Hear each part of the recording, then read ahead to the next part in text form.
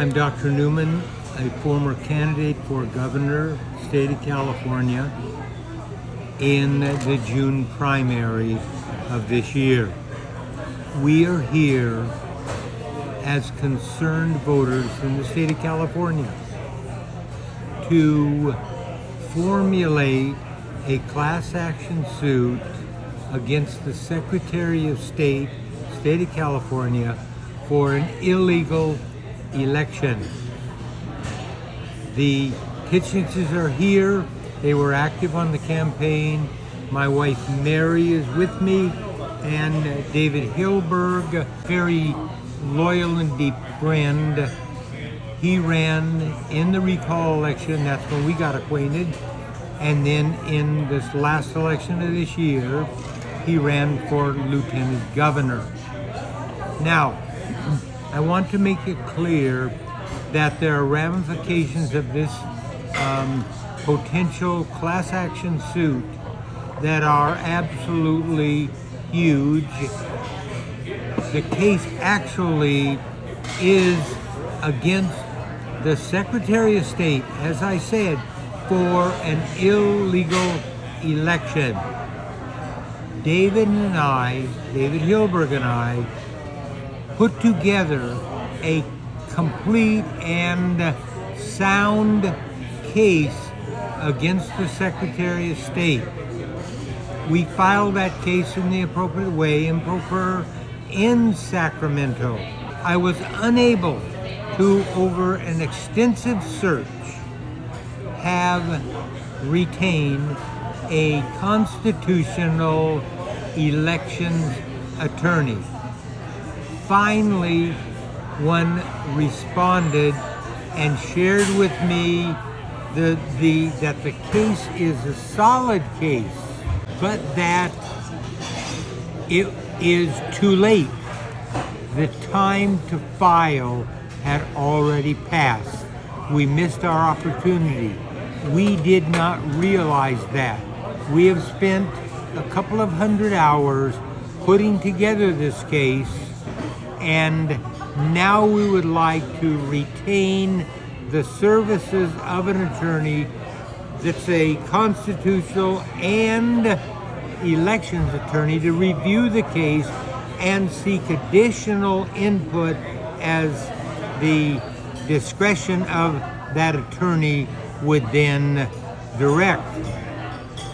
In this case, then, I'm going to ask David Hilberg to elaborate, to clarify, and hopefully not get too detailed, so those who would be interested in saving the election process in California, which is headed by the Secretary of State, state of California, and that could be returned to a legal election that would not permit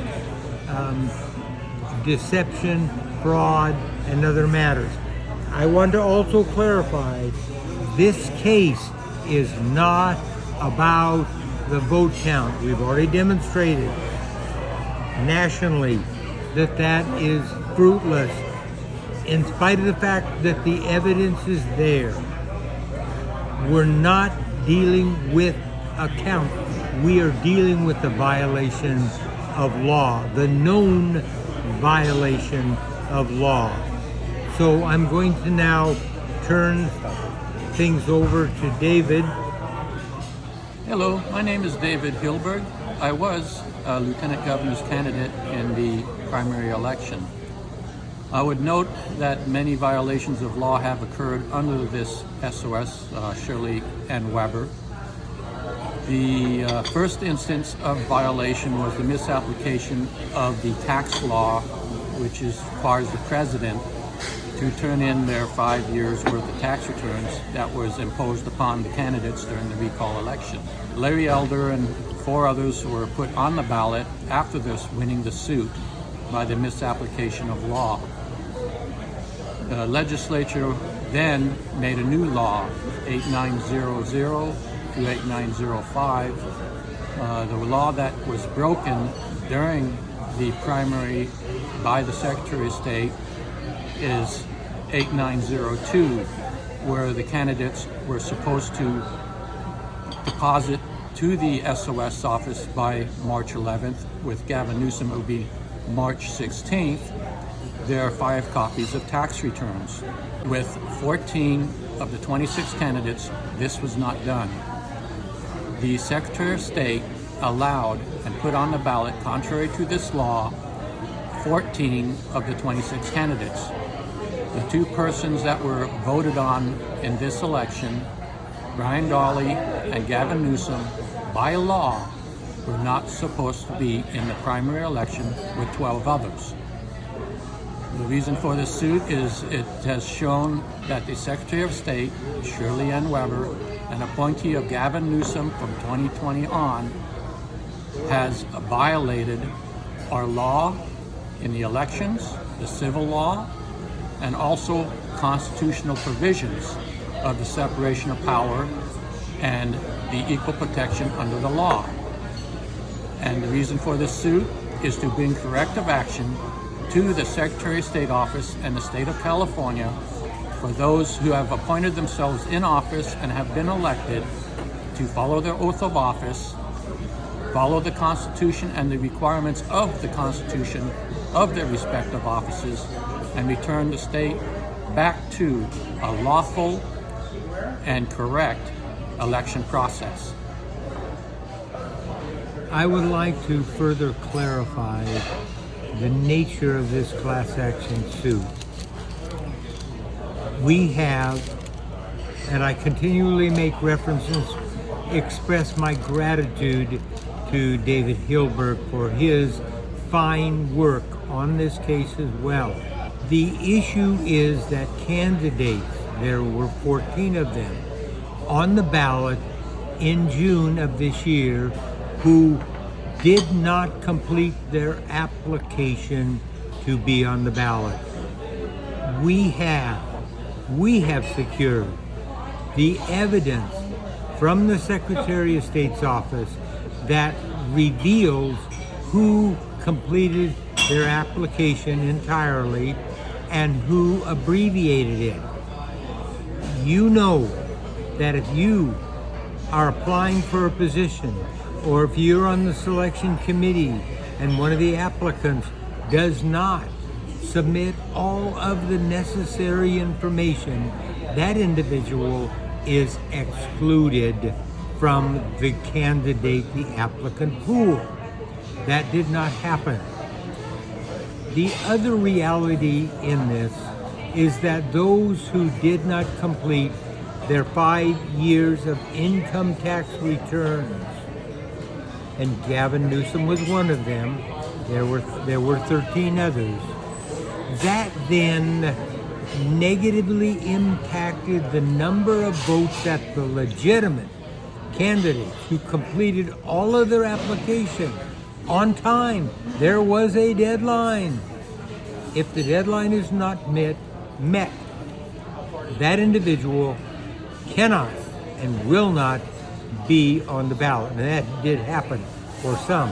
However, my point is we have all of that information that needs to be brought forward in a legal case against the Secretary of State, with the ramification that the former Governor Gavin Newsom did not qualify to be on the ballot and therefore is not qualified to be elected governor at this point in time.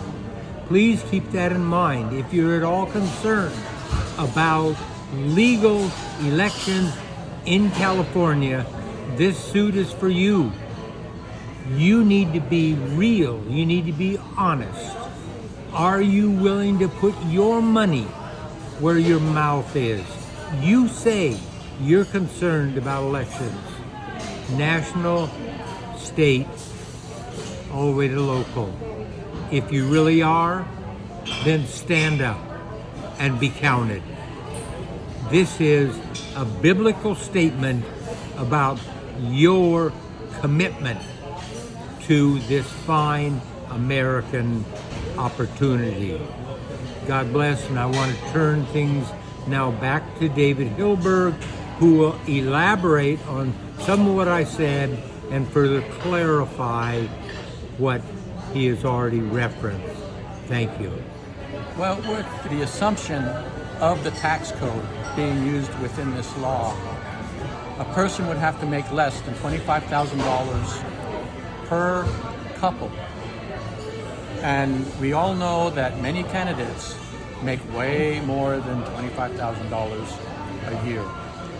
The people who did not qualify, which is Anthony Camino, Major Williams, Leo Zaki, Frederick C. Stroltz, Renette Senum, Michael Schellenberger, Lonnie Sotor, Gavin Newsom, Jenny Ray LaRue. Then you have Gavin Newsom, Daniel Mercury, then back over to Heather Collins, and down to, and of course, Brian Dolly.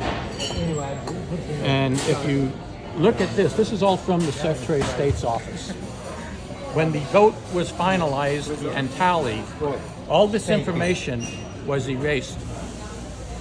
And I kind of question it because usually government documents must be retained forever, you know. So according to this document, now there may be an exception where a candidate did not make more than $25,000 a year. I've yet to figure out how Gavin Newsom went from over $215,000 as a governor, plus his ancillary income of another $200,000, didn't file for beginning for his 2020. Don't ask me why. Or 2021, if it's a 2022 election. So a lot of the candidates that did make office, that are governor, shouldn't be even on the ballot. And the Secretary of State has yet to clarify it or respond to any questions that myself, Robert, or the other candidates had. I had a telephone conversation with Leo Zaki, and his reply that he received from the ROV was, go ahead and send it in, everything will be okay. Yet the law does not have any exceptions or exemptions or inclusions or exclusions of sending in an affidavit or saying, there's no provisions for any deviance from the deadline or from the submission. Well, we're the persons with the smoking gun, but we need ammunition in the form of money. Nothing in this state works without funding. The courts, law enforcement, everything else, it takes funding. We see the wrongs that our own people in government has done to the state, and we need your support to correct it. We need to get rid of the suppression that's going on. Many candidates have a great fear of our own government, and that shouldn't be. And with the mass of citizens that will help and support this cause, can diffuse the reaction of government against the citizens. I want to make this very clear that anyone who participates in a class action suit might actually be labeled the people of California against the Secretary of State, Shirley and Weber. I don't know how it'll actually be titled, but I want to make it clear that I only want, David Hilberg only wants people to participate who have strength of character and courage. The faint-hearted have no business fighting this war. They'll probably just get in the way. You know, you're familiar with Gideon. There was a massive initial cut in those who would participate in the battle. And he basically said, those of you who are faint-hearted, go back home. The next cut occurred at the side of the river, where those who sucked up water were also eliminated. Only those who scooped up water were qualified by God's standards to go into battle. And that was 300 against thousands. We're looking for those courageous 300 who are sensible enough to realize this is their future, not just mine. David Hilberg and I just have the data. We have the proof. We have the evidence. We have the information. Therefore, this needs to be put together and presented and adjudicated. But it takes courage. If you're one of those, stand up and be counted. God bless. Thank you.